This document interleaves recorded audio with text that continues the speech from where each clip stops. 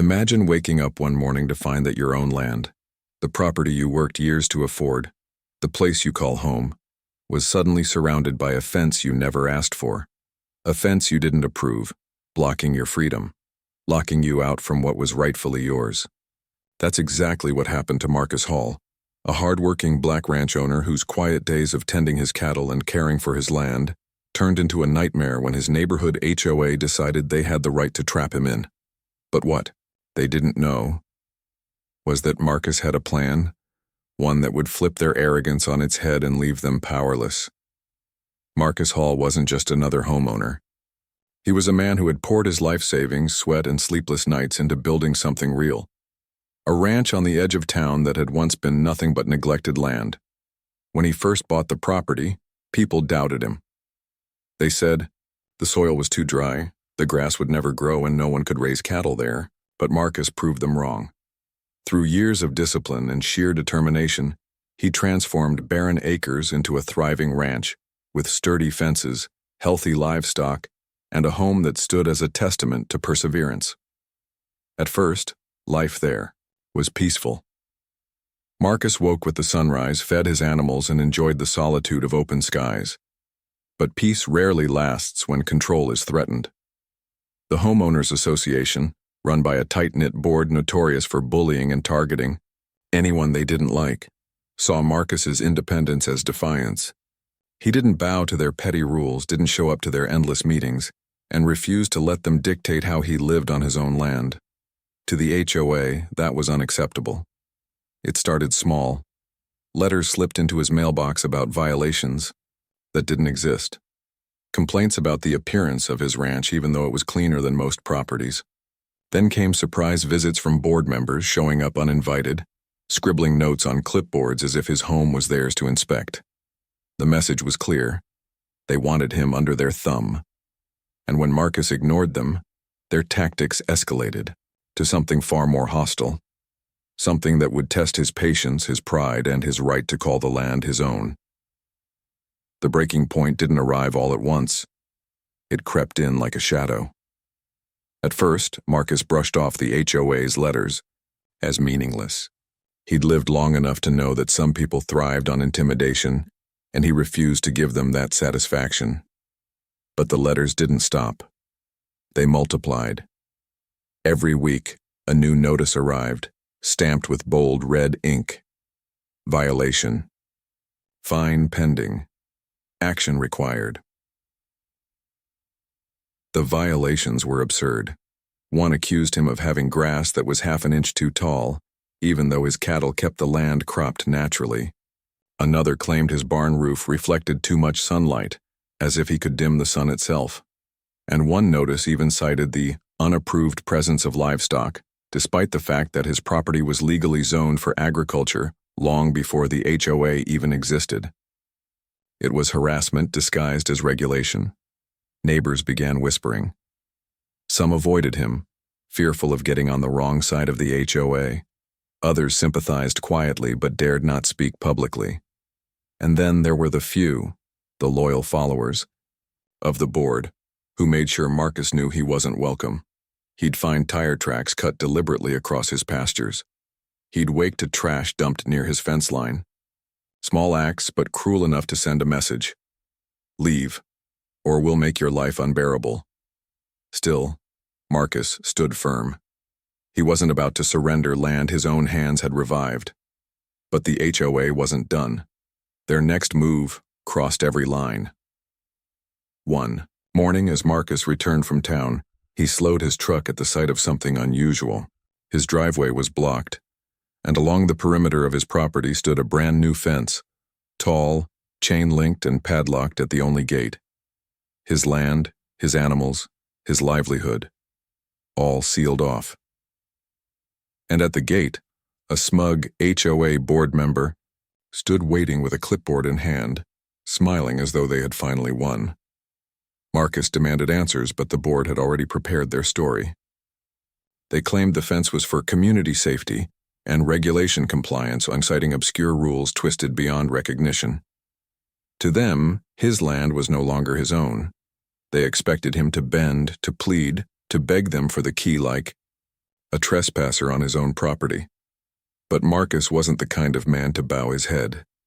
He walked the perimeter in silence, his boots crunching against the dirt, his eyes narrowing with each step. They thought they had cornered him.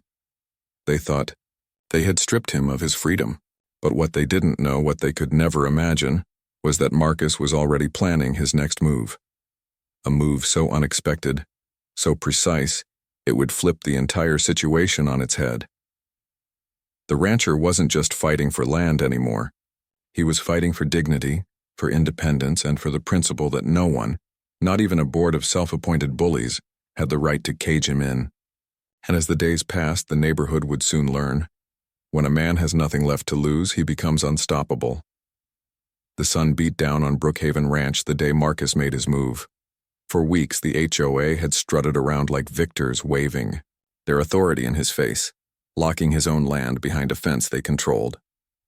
They thought they had broken him. But they had underestimated one thing. Marcus wasn't just stubborn. He was strategic. While the board gloated, Marcus quietly researched. He traced property lines, pulled deeds from the county courthouse, and studied every loophole buried in legal paperwork. What he uncovered stunned even him. The HOA had no legal claim to the land where they'd installed the fence. In fact, in their haste to punish him, they had placed the only gate across a strip of land Marcus himself now controlled.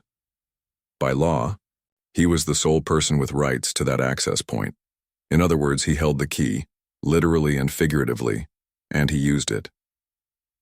One morning, as the board gathered to flaunt their so-called victory, Marcus walked up with a small brass key dangling between his fingers. Calmly, he slipped it into the padlock, twisted it open, and swung the gate wide, only to step aside and lock it again from his side. Gasps rippled through the crowd. The board demanded he hand over the key. But Marcus simply closed the lock with a snap and pocketed it. From that moment forward, every vehicle, every delivery, even the board members themselves, were at the mercy of Marcus Green. They had fenced him in, but in their arrogance they hadn't realized they'd trapped themselves out. Neighbors gathered, whispers spreading like wildfire. For the first time, the power dynamic shifted. It wasn't Marcus who looked cornered anymore. It was the HOA, red-faced, shouting, powerless against a man who had beaten them with nothing more than patience, grit, and a single brass key. The rancher had made his stand, and the entire neighborhood watched as the mighty HOA was brought to its knees, not by force, but by the quiet, unstoppable resolve of the man they thought they could cage. In the weeks that followed, Brookhaven Estates was never the same.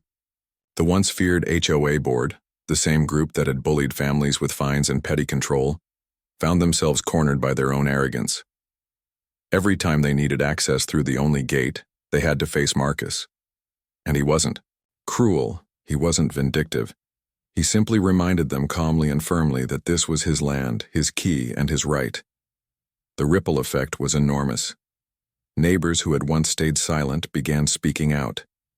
Families came forward with their own stories of harassment, illegal fees, unjust fines, even threats of foreclosure over minor infractions. The HOA's mask of authority started to crumble, and what lay beneath was nothing more than greed and unchecked power. For Marcus, it wasn't about revenge. It was about dignity. About proving that no matter how hard they tried to box him in, he would not be silenced, and he would not be broken. He had fought not with anger, but with patience, intelligence, and truth. And in doing so, he exposed the rot that had been festering in the heart of his community. By the end of that year, several board members resigned. Investigations were launched into misused HOA funds. The neighborhood split, half siding with the board, the other half inspired by Marcus's stand. But one thing was undeniable. The old balance of power was gone. No one could look at Marcus as just another homeowner. He had become a symbol of quiet defiance, a man who refused to bow down when others tried to strip away his rights, and yet, even in victory, Marcus remained humble. He kept tending his cattle, fixing his fences, and living by the same values that had carried him through the storm. But to the neighbors who had watched it all unfold, his story became more than just a feud with an HOA. It became a reminder of what happens when ordinary people decide they've had enough, when they refuse to let intimidation dictate their lives. So the next time someone tells you that one person can't stand up against a system, remember Marcus Hall. Remember the rancher who turned a fence meant to cage him into a symbol of freedom, because sometimes strength doesn't roar. Sometimes it's as quiet as a man slipping a brass key into a lock, closing it with a click, and walking away with his head held high. Now ask yourself this: what would you do if someone tried to fence you out of what's rightfully yours?